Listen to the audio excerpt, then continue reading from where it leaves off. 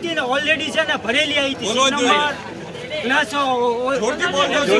Total અંદર ભરેલું જ આવ્યું હતું બરાબર. પછી એ રીતના 1 વાગ્યા સુધી અમને બેસાડ્યા. પછી કે અમારી મિસ્ટેક છે, પછી આ અમને સોલ્યુશન લાવી અમને એ રીતના 1.5 કલાક સુધી આ રીતના ચલાવી રહી.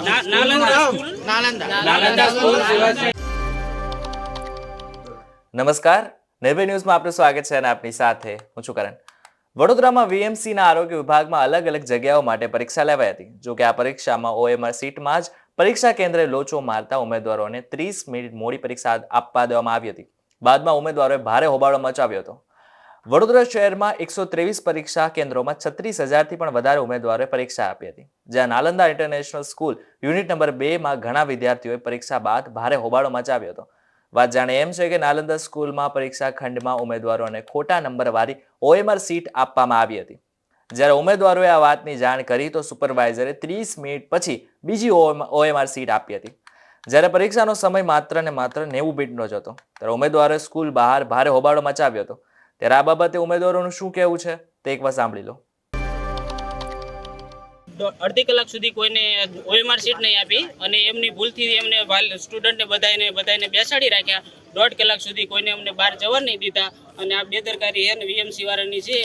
નાલંદા ઇન્ટરનેશનલ સ્કૂલ યુનિટ 2માં સેવાસી મહાપરા રોડ સેવાસી વડોદરામાં વડોદરા વીએમસીની SAની MPSWની જે એક્ઝામ હતી એમાં હે ને અડધી કલાક સુધી કોઈને OMR સીટ નહીં આપી અને એમની ભૂલથી એમને સ્ટુડન્ટને બધાને બેસાડી રાખ્યા. 1.5 કલાક સુધી કોઈને અમને બહાર જવા નહીં દીધા અને આ બેદરકારી છે ને વીએમસી વાળાની છે. જે અમારે પેપર રદ કરવા અમારી માંગ છે બધાની.